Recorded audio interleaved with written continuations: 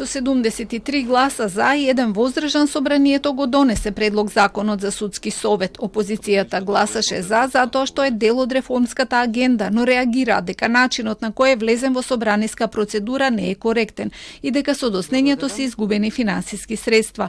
Претходно се обидоа со 13 амандмани да го подобрат текстот, а прифатени им беа 4, но реагираат и дека Венецијанската комисија и оценската мисија дале препорака членовите на судскиот совет да се бираат по моделот по кој се бираат членовите на антикорупцијската комисија, а тоа овој пат не е случај.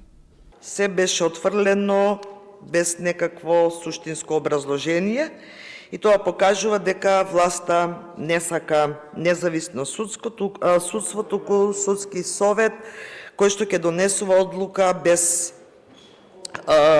преку политичка контрола. Формалната јавна расправа предвидена во предлог законот е само едно шоу, огласите и листите се само привид на транспарентност која што сака да ни ја прикаже власта. Всушност, суштината ја нема. Од владеачкото мнозинство аргументираа со тоа дека Венецијанската комисија нема забелешки за законот. Препораката на оценската мисија е постапката да биде иста или слична.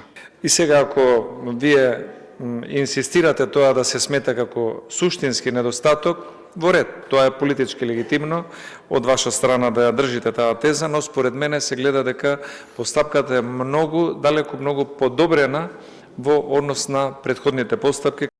Клучните новини кои ги предвидува законот се воведување на јавност во постапката за разрешување на председател на судскиот совет. Исто така законот прецизно ги дефинира критериумите за тоа кој може да биде избран за истакнат правник и воведува задолжителна јавна расправа при избор на членови кои не се од редот на судиите. Советот отсега ќе има и законска обврска детално да ги образложува и одлуките за избор и одговорност на судиите, со јасно утврдени рокови за дисциплински постапки и прецизирани механизми за жалба.